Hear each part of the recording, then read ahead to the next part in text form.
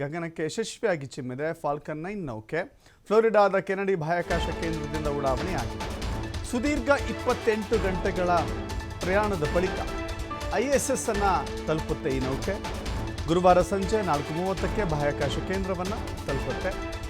ಭಾರತೀಯ ಶುಭಾಂಶು ಶುಕ್ಲಾ, ಅಮೆರಿಕದ commander ಪೆಗ್ಗಿ ಬಿಟ್ಸನ್, ಪೋಲೆಂಡ್ನ ಸ್ಲಾವೋಸ್ you ವಿನಿವ್, ಹಂಗೇರಿಯ ಟಿಬೋರ್ ಕಾಪ್ ಇಷ್ಟು ಜನ ಒಟ್ಟಿಗೆ ಪ್ರಯಾಣವನ್ನು ಮಾಡ್ತಾ ಇದ್ದಾರೆ. ಇದೊಂದು ಐತಿಹಾಸಿಕ ಬಾಹ್ಯಾಕಾಶ ಸಂಶೋಧನಾ ಕ್ಷೇತ್ರದಲ್ಲಿ ಇದೊಂದು ಐತಿಹಾಸಿಕ ಸನ್ನಿವೇಶ.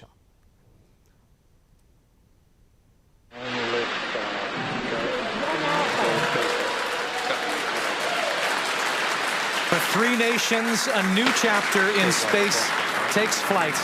Godspeed, AX4.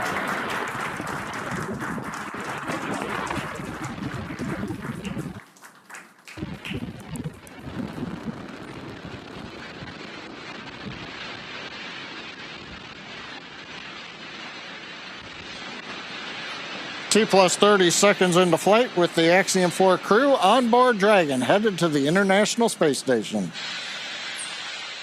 Waiting to hear call-outs from the Falcon 9 engineering team. Power and telemetry nominal. Stage 1 throttle.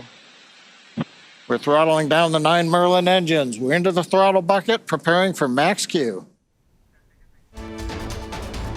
ಅಂತರಿಕ್ಷದಲ್ಲಿ ಮತ್ತೊಮ್ಮೆ ತಿರಂಗ ವೈಭವ ರಾರಾಜಿಸ್ತಾ ಇದೆ. ಬಾಹ್ಯಾಕಾಶ ಕೇಂದ್ರಕ್ಕೆ ಪಯಣವನ್ನು ಆರಂಭ ಮಾಡಿದ್ದಾರೆ ಶುಭಾಂಶು. ಜೂನ್ 26ರಂದು ಸಂಜೆ 4:30ಕ್ಕೆ ISSನಲ್ಲಿ ಡಾಕಿಂಗ್ ಆಗುತ್ತೆ. 14 ದಿನಗಳಲ್ಲಿ 60 ಪ್ರಯೋಗಗಳು ನಡೆಯುತ್ತೆ. 60 ಪ್ರಯೋಗಗಳು ಬಾಹ್ಯಾಕಾಶದಲ್ಲಿ ಭಾರತದ ಪರವಾಗಿ 7 ಪ್ರಯೋಗಗಳಾಗುತ್ತೆ. ಶುಭಾಂಶು ಶುಕ್ಲಾ ಕಡೆಯಿಂದ ಕೃಷಿ, ಮಾನವ ಜೀವಶಾಸ್ತ್ರಗಳಿಗೆ ಸಂಬಂಧಿಸಿದ 7 ಪ್ರಯೋಗಗಳು ನಡೆಯುತ್ತೆ.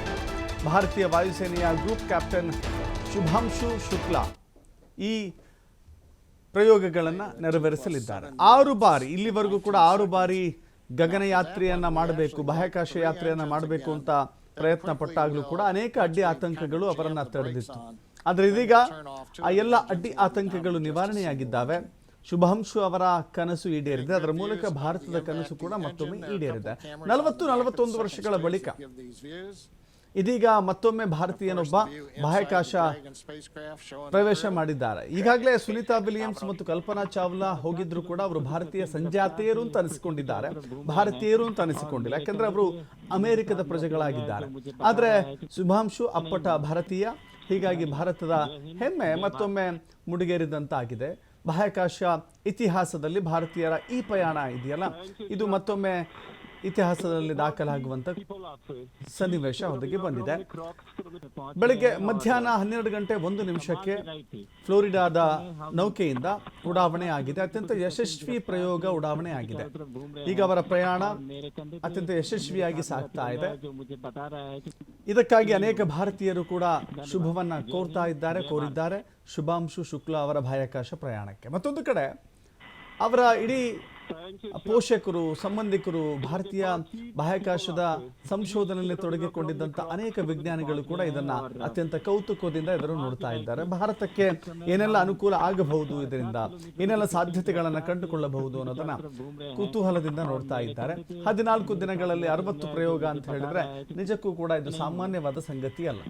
ಬಾಹ್ಯಾಕಾಶದಲ್ಲಿ ಹಾರ್ತಾ ಇದ್ದಾರೆ, ಫ್ಲೋರಿಡಾದ ಎಕ್ಸ್ಪೇಸಲ್ಲಿ ಹೋಗ್ತಾ ಇದ್ದಾರೆ. ಭಾರತಕ್ಕೆ ಏನು ಲಾಭ ಅಂದರೆ ಖಂಡಿತವಾಗೂ ಭಾರತಕ್ಕೆ ಲಾಭ ಇದ್ದೇ ಇದೆ. ಭಾರತದ ಪರವಾಗಿಯೇ 7 ಪ್ರಯೋಗಗಳು ನಡೆಯುತ್ತೆ. One, which will of course be shortly after stage separation. Now, at this point, we are just about 30 seconds away from 4 events that are going to happen in rapid succession. The first one will be main engine cutoff, or MECO, then again followed by stage separation, ignition of that second stage engine, which we are already preparing for, as well as the first stage. Thank you, Chuck. Drogie Polki i Polacy, dziś robimy ogromny krok, w którym पहुंच गए हैं और कमाल की गाड़ी थी. इस समय हम 7.5 किलोमीटर प्रति सेकंड